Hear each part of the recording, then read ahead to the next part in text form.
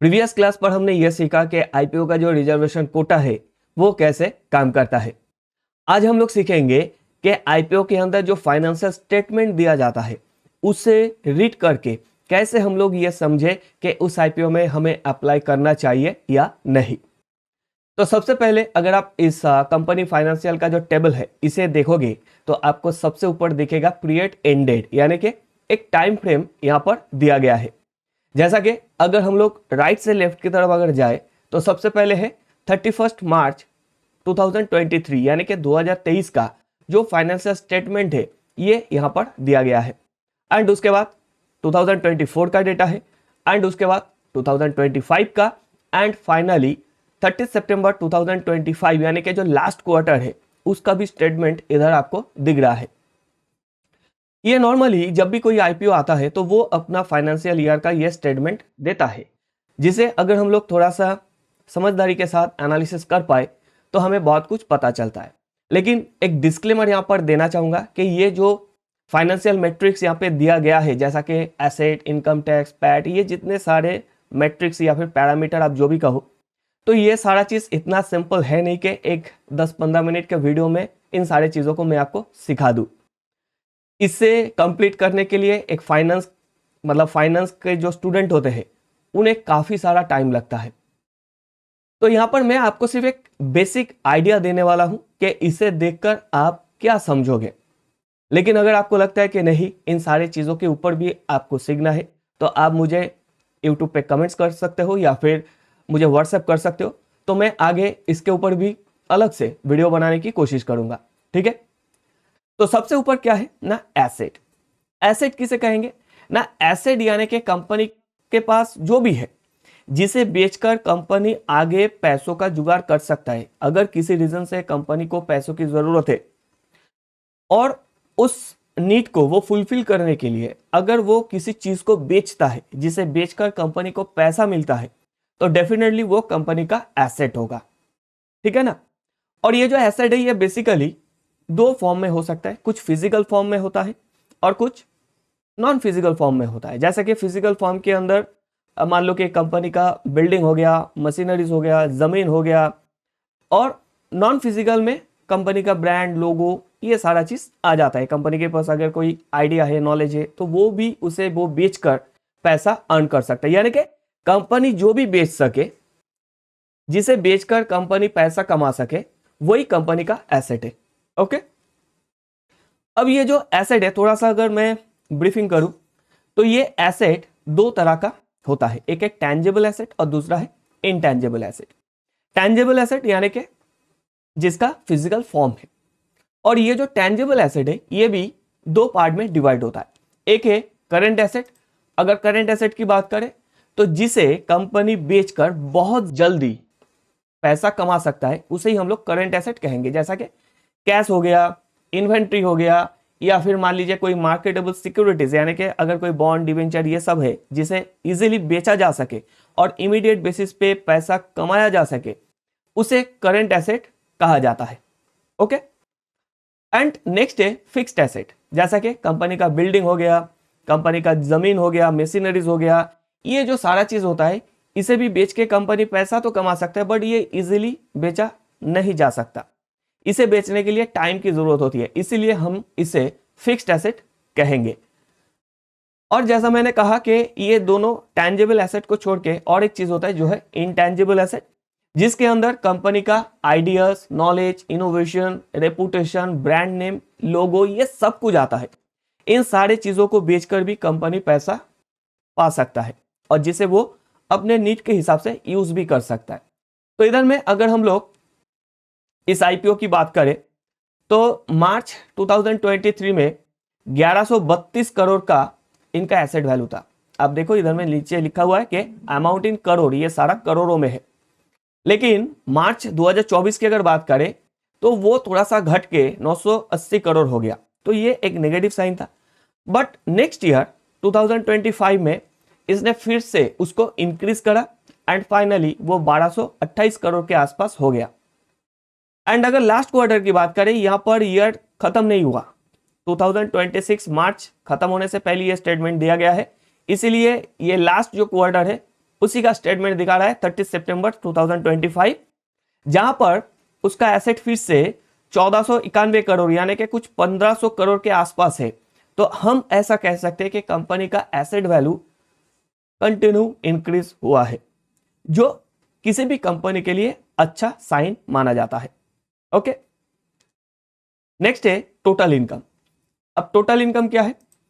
Total income in a company financial statement refer to the sum of revenue from core operation plus other income resources, यानी कि company का जो main business है उससे जो पैसा आता है उसे हम लोग रेवेन्यू बोलते हैं।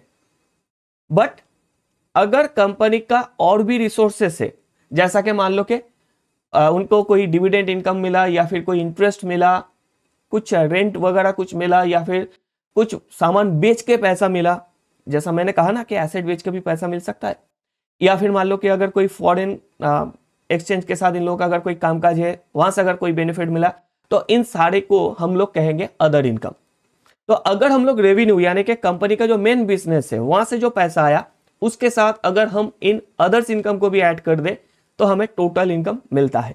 तो डेफिनेटली आप ऐसा बोल सकते हो कि टोटल इनकम भी अगर इंक्रीज करेगा हर साल तो उससे हम लोग एक पॉजिटिव साइन मानेंगे, जो इधर में हमें दिख रहा है, क्योंकि ये मार्च 2023 में 1206 करोड़ था, 2024 में थोड़ा सा कम हुआ लेकिन थोड़ा बहुत, लेकिन आगे फिर 2025 में वो इंक्रीज हो गया 1300 करोड़, एंड फाइनली अगर लास्ट सितंबर तक की हम लोग बात करें तो ये कुछ 850 करोड़ के आसपास है। अगर हम लोग इसको डबल कर दे, क्योंकि ये 6 महीने का स्टेटमेंट है, तो अगर और 6 महीने ऐड कर दे तो ये डबल भी अगर हो गया तो ये 1700 करोड़ के आसपास हो जाएगा, यानी कि कंपनी का टोटल इनकम इंक्रीज हुआ है, जो हमारे लिए एक अच्छा साइन है कि ये एक आईपीओ अच्छा आईपीओ हो सकता है। नेक्स्ट है प्रॉफिट आफ्टर टैक्स यानी कि पैट। प्रॉफिट आफ्टर टैक्स क्या है ना, ये रेफर करता है profit amount the company retains after meeting all it's operational and non operational expenses, liabilities and taxes, यानी कि कंपनी ने इनकम करा, प्रॉफिट जनरेट करा, अब उस प्रॉफिट से उसने अपना लायबिलिटी पे करा, अगर कोई लोन वगैरह है तो उसका इंटरेस्ट पे करा, या फिर जो भी डिविडेंड वगैरह जो भी पे करना है पे करा। एंड जो अगर मान लो कि कोई मैन्युफैक्चरिंग कंपनी है, कोई कंपनी अगर मान लो कि वो कपड़ा बनाते हैं, तो वो जो कपड़ा बनाने के लिए रॉ मटेरियल्स परचेस करना, या फिर उसका जो मशीनरीज या फिर लेबर पेमेंट, ये सारा सब कुछ खर्चा निकालने के बाद जो मतलब प्रॉफिट बचता है उससे भी उसने वो टैक्स भी पे कर दिया, उसको जो भी टैक्सेशन देना हुआ, देने के बाद जो पैसा कंपनी के हाथ में बचा वो है प्रॉफिट आफ्टर टैक्स। और ये सबसे इंपॉर्टेंट चीज है, इसी से हम लोग ये समझ सकते हैं कि एक्चुअली कंपनी को कितना प्रॉफिट हुआ है। तो ये भी डेफिनेटली आप बोल सकते हो कि ये भी तो इंक्रीज होना अच्छा है, बिल्कुल ये इंक्रीज होना भी एक अच्छा साइन माना जाता है। तो डेफिनेटली इधर में अगर आप देखोगे तो 2023 में ये कुछ 18 करोड़ के आसपास था, वो 24 में जाके 55 करोड़ या फिर 56 करोड़ के आसपास हो गया, बहुत ज्यादा इंक्रीज हुआ। एंड उसके बाद 81 करोड़, एंड फाइनली ये हाफ ईयर है तो यहाँ पर भी 81 करोड़ हमें दिख रहा है। मतलब कि अगर हम लोग कुछ इस तरह से मान लें, अगर ये डबल भी हुआ तो कुछ 160 करोड़ या फिर 150 करोड़ के आसपास ये प्रॉफिट हमें दिख सकता है, यानी कि एक अच्छा खासा प्रॉफिटेबिलिटी कंपनी बना रहा है। तो ये भी एक पॉजिटिव साइन है इस कंपनी के आईपीओ के लिए। नेक्स्ट है एबिटा। अब ये एक इंपॉर्टेंट पैरामीटर है जहां पर आपको थोड़ा सा कंसंट्रेशन देने की जरूरत है, क्योंकि क्या है, ये वो फाइनेंशियल मैट्रिक्स है जिसके अंदर आप देखो क्या लिखा गया है।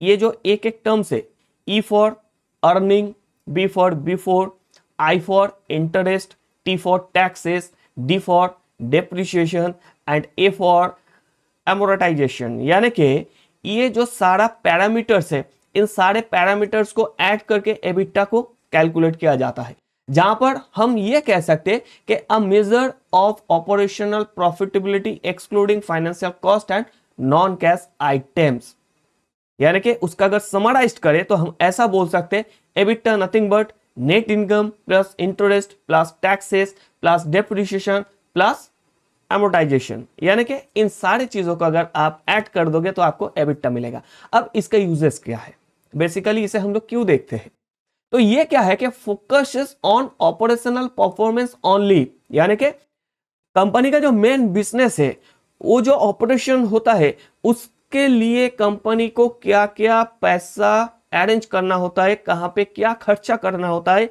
इन सारी चीजों को हम लोग फोकस करते हैं इसके थ्रू।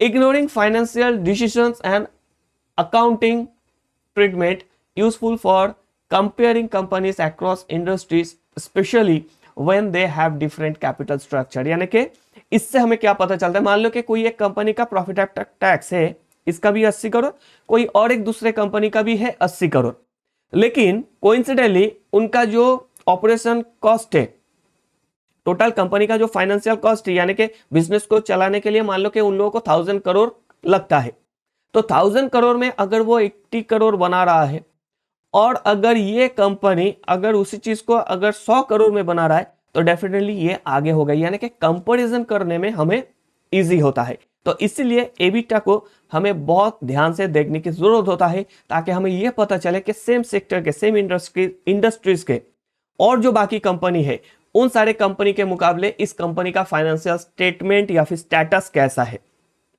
क्लियर? तो ये नॉर्मली अगर इधर हम लोग थोड़ा सा फोकस करें तो ये 23 में था 81 करोड़, नेक्स्ट हुआ 130 करोड़, फिर ये जाके 164 करोड़, और अभी अगर हम लोग लास्ट क्वार्टर की 6 महीने की बात करें, हाफ ईयरली की बात करें, तो ये है 140 करोड़ के आसपास, जिसे अगर हम लोग डबल करें तो वो आ जाएगा करीब करीब 280 करोड़ के आसपास। यानी कि ये एक बहुत पॉजिटिव साइन है कि कंपनी का जो एबिटा है वो कंटिन्यू इंक्रीज हुआ है, और वो बहुत अच्छे नंबर से इंक्रीज हुआ है। तो डेफिनेटली हम कह सकते हैं कि ये आईपीओ हमारे लिए एक अच्छा आईपीओ बन सकता है। तो नेक्स्ट है नेटवर्थ। नेटवर्थ क्या है ना? नेटवर्थ है कंपनी का जो एसेट है, उससे अगर लायबिलिटी को हम लोग माइनस करें, उसे हम लोग नेटवर्थ कहेंगे। यानी कि ऐसा नहीं कि कंपनी के पास काफी सारा मशीनरीज है, बिल्डिंग है, कैश वगैरह है, इन्वेंट्री है, बट कंपनी के ढेर सारे लोन लायबिलिटीज भी है। हो सकता है ना कि कोई कंपनी मान लो अपने बिजनेस करने के लिए अगर मान लो कि उनके पास एसेट है 1000 करोड़ का, लेकिन उनका लोन है कुछ 990 करोड़ का, यानी कि सिर्फ 10 करोड़ का उनके पास एसेट है। तो इसके लिए हम वहां पर नेटवर्थ को चेक करते हैं।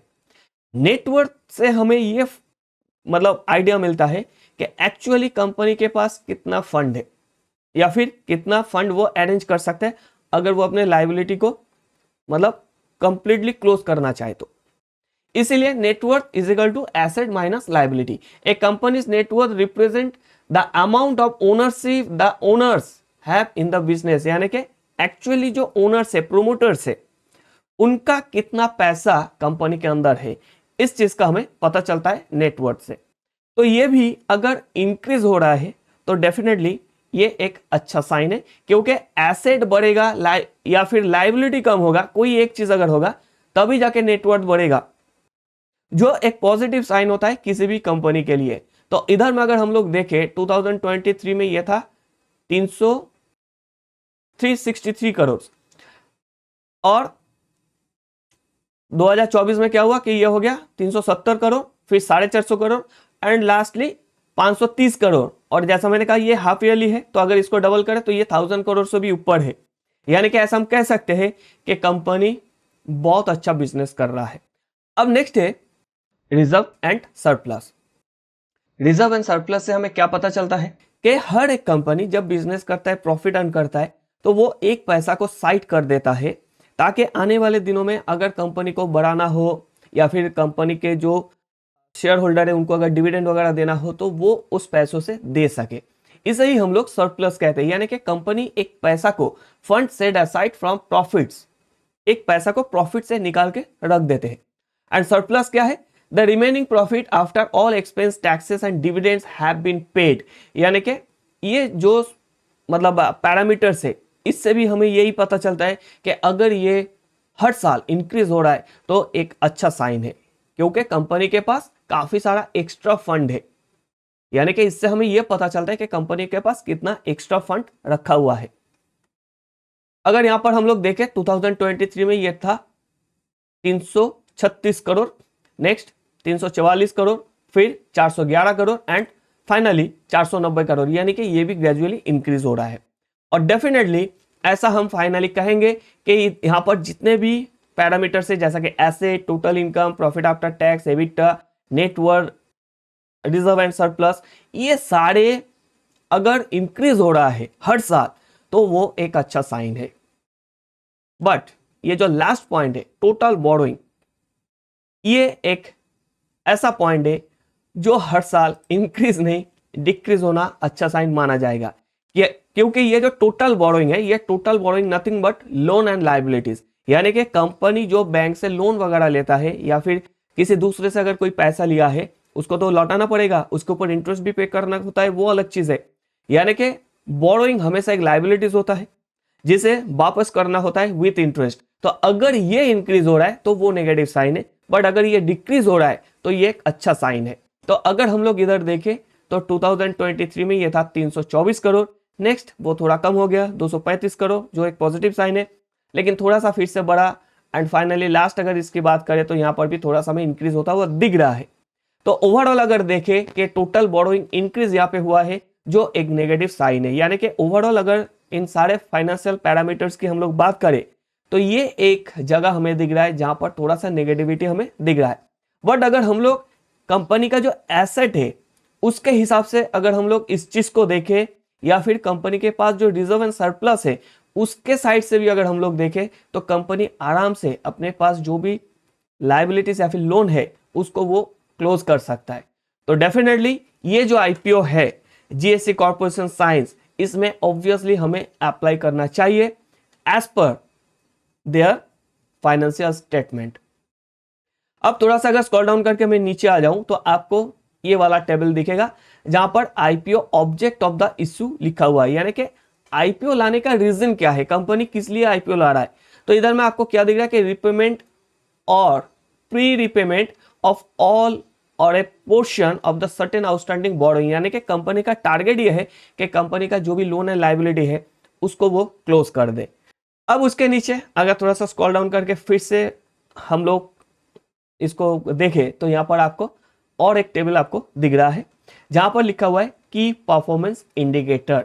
अब ये इंडिकेटर क्या है, कैसे काम करता है, इसको हम लोग हमारे अगले क्लास पर सीखेंगे जहां पर मैं आपको स्टेप बाय स्टेप इन सारे चीजों को भी कैसे एनालिसिस करना है वो सिखाऊंगा। अगर वीडियो से कुछ सीखने को मिल रहा है प्लीज वीडियो को लाइक और शेयर करें, और अगर चैनल को अभी तक सब्सक्राइब नहीं करा है तो चैनल को सब्सक्राइब करें, क्योंकि यहाँ पर मैं आपको ऐसे ही स्टॉक मार्केट बेसिक से एडवांस तक स्टेप बाय स्टेप हर एक चीज सिखाने वाला हूँ। तो आज के लिए बस इतना ही, जल्द मिलते हैं हमारे अगले क्लास पर। तब तक के लिए सब अच्छे से रहिए, सबको बहुत अच्छे से रखिए। Thank you to all.